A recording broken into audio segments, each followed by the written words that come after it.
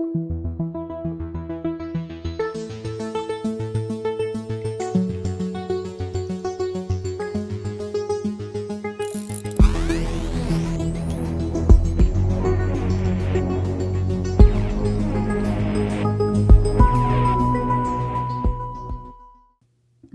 voter suppression is kicking into high gear now. They're preparing for 2022. And remember, I don't know who it was that said it. It might have been Trump himself who said that if voter suppression did not occur, if people were free to vote as they chose between Democrats and Republicans would never hold another public office in this country. And that, of course, is categorically true. If you've lived long enough, you've seen how that plays out. You know that it's true.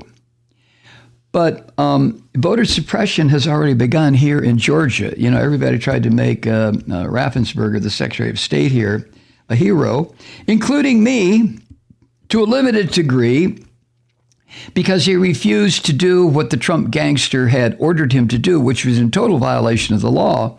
But Raffensperger is no dumb shit. He's going to use his position as Republican Secretary of State here to impress upon the Georgia General Assembly the importance of putting in place now what are, by any definition, voter suppression laws here in Georgia. They've had enough. Now, let me explain. That voter suppression thing has long been a Republican interest. In any state, that's what gerrymandering is about, is to suppress Democratic votes. But it's always been an issue. Now they're getting really serious about it. So serious, in fact, that they're starting entire organizations dedicated to finding ways to keep Democrats from the polls, to keep us from voting, or keep Democrats from voting. Ken Cuccinelli, who, in my opinion, is another one of these Christian fascists, a neo-Nazi, far-right, former Attorney General of Virginia, and the senior official performing the duties of the Deputy Secretary of Homeland Security under Donald Trump. That was his actual title. His actual senior official performing the duties of the Deputy Secretary of Homeland Security. That was his actual title. Anyway, Cuccinelli has formed a group called the Election Transparency Initiative. Oh, my God. Now, the goal of this is to make sure election laws aren't changed to make it easier for people to vote, especially people who might vote for Democrats. Now, the initial focus of this group is on defeating H.R. 1. That's the voting rights bill that Democrats hope to pass through Congress. Here's how one article described the need that gave rise to the effort to stop Democrats from voting. Quote, the legislation they oppose, the neo-fascists, would create automatic voter registration nationwide. It would expand early voting and make it easier to vote by mail. It is the exact opposite of what conservatives want. And it is coming at a moment when conservative faith in the integrity of elections has never been lower. End quote. Now, none of that has a damn thing to do with transparency, but it's an accurate description of the problem as Republicans see it. And Paul Waldman, who's a columnist at the Washington Post, wrote his piece that was in today's paper about this, either today or yesterday. He writes, conservative faith in the integrity of elections has indeed never been lower because conservatives have come to believe that elections Democrats win are fraudulent by definition. And since Democrats recently won key elections, the system must therefore be lacking in integrity. Absolutely. This is what a Christian fascist or a neo-Nazi thinks. If Democrats are winning elections, well, it must be fraudulent, or at least that's what they're going to tell their cult followers. Now, as Waldman points out, this belief is not just the province of gullible retirees watching hour upon hour of Fox News and Newsmax every night. I love that sentence. Gullible retirees watching hour upon hour of Fox News and Newsmax every night. Oh, my God. But as Paul points out, it extends all the way up to the Supreme Court, where Uncle Clarence just wrote a dissent that recycles bullshit claims about mail ballots being rife with fraud. And now Uncle Clarence Thomas is putting this shit out from his position as the, I don't know, what do you want to call him? The Joseph Goebbels of the Supreme Court until somebody else takes up that job?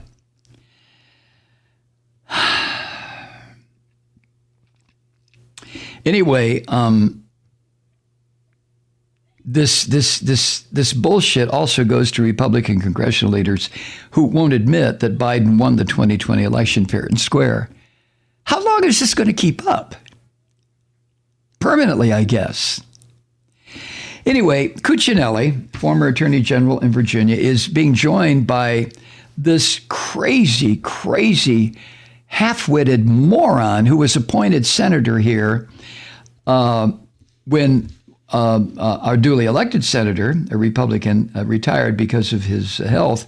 I'm talking about Kelly Loeffler. She apparently took 2 lessons from her defeat in the recent election runoff. Here's what she learned. Too few Republicans turned out to vote, and too many Democrats did. Yeah, well, that's how much proof do you need that constitutes massive voter fraud, huh? So anyway, according to Waldman, Kelly Loeffler has launched her own organization here in Georgia that is committed to registering Republican voters. Oh, good. And she says she's seeking, quote, transparency and uniformity in our election process. She told the Atlanta Journal-Constitution the other day, quote, we had unprecedented changes to our election laws in 2020 because of the pandemic. And we need to take a really hard look at the impact of those changes and why it drove trust in our elections so far down, end quote. Now, right at this point is where I usually want to say something like, go fuck yourself to whoever says something like that, because trust in elections, driving trust so far down, what the hell is she talking about? It certainly didn't drive my trust down. I live in Georgia. It brought my trust in the electoral system in this state up, Kelly. Now, as Waldman points out, and I'm here to testify to, it wasn't changes to the election laws that led Republicans to believe the election was stolen from them. And in Georgia here, the only relevant change was a consent decree made by the state's Republican leadership that reduced the number of legitimate absentee ballots being thrown out. What drove down the so-called trust was the relentless lying and propagandizing of Trump, aided by bastards like Kelly Loeffler. And her association, by the way, with what's the woman's name? Marjorie Gunzel Green, or this crazy Q bitch who is now a representative from one of the backward counties here in Georgia.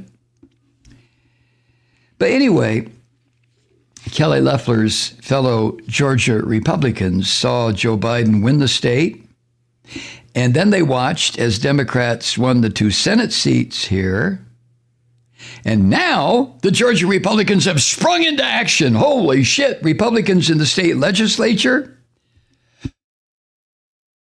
which is a real nest of proto-fascists.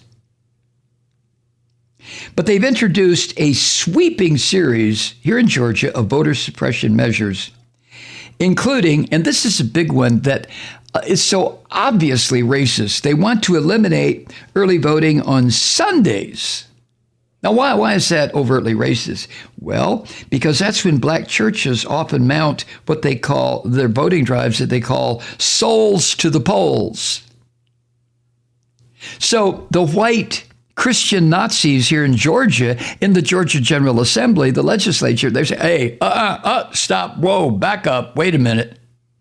No more of this souls to the polls bullshit, because that's when the Negroes go vote. Nuh-uh, and they all vote Democrat, right? They also, these white male Christian fascists in the Georgia legislature, they want to require photo ID to both get an absentee ballot and then to return the absentee ballot. What the fuck? Yeah, in order to have an absentee ballot, you've got to prove who you are when you pick it up and prove who you are when you drop it off. And these white Christian fascists want to limit the use of and number of the drop boxes. You know, those boxes where you're supposed to put your absentee or your mail-in ballot. You just drop it in there. Oh, no. That makes it too easy for them. Them being whoever might be voting Democratic. And, you know, in Georgia, a lot of colored folk do that, right? These son of a bitches. Oh, my goodness, not again. Please, will somebody make this stop? Honest to God. I don't know why my little phone here just keeps ringing. Where was I? It's off now. Now, the drop boxes are probably of no particular benefit really to Democrats. But you see, this is what the orange bastard, Trump, got it into his head, that these drop boxes were the place where the conspiracies and the fraud really occurred. So now all the Republicans here in the buckle of the Bible Belt have to pretend that they're a terrible threat to democracy. Oh my God, these drop boxes, they're going to destroy democracy. They're going to bring about communism or some such shit. Now, if you can explain, and Waldman asked this question, I can't answer it, but if you could explain why it's transparent to allow early voting on Monday through Saturday, but not transparent to allow it on Sunday as well, then, my friend, you have a future as a Republican legislator here in Georgia. Yes, you do. But this has been the pattern of Republican/Christian fascist voter suppression. Take an example of fraud. Vanishingly rare or even non-existent, but hypothetically possible. You take that example and then use it as justification to make voting more difficult for huge swaths of the population. So long, of course, as those affected will be more likely to be minorities or young people or, urban dwellers and anyone else who might vote for Democrats. Then it's a horrible problem. So the operating philosophy is that if we must disenfranchise 100,000 people to keep one guy from filling out the absentee ballot of his mother who died before Election Day, then we ought to do it. If you're a sick, fucked up Republican or a neo-fascist or a Christian fascist, this is the way you think. So long as most of those disenfranchised are, the kind of people we'd rather not have voting in the first place. Eh? Hi, Truth Seekers. Mike Malloy here. As you know, we've switched formats and are now broadcast exclusively on the Progressive Voices Network. So that means you get fewer program interruptions, no corporate commercials, and lots of profanity. But our format change also means some of our radio listeners no longer hear the program. It's been a while since I mentioned our podcasts, so you may have forgotten that there is a way to listen to this program anytime you need a good dose of screaming. Visit MikeMalloy.com and subscribe to our podcast. As a podcast subscriber, you can download the program to your mobile device and take me with you wherever you go. And if you have a friend who needs a dose of truth-seeking, you can give a gift subscription as well. That's MikeMalloy.com and never miss a minute of the uncensored fun and frivolity.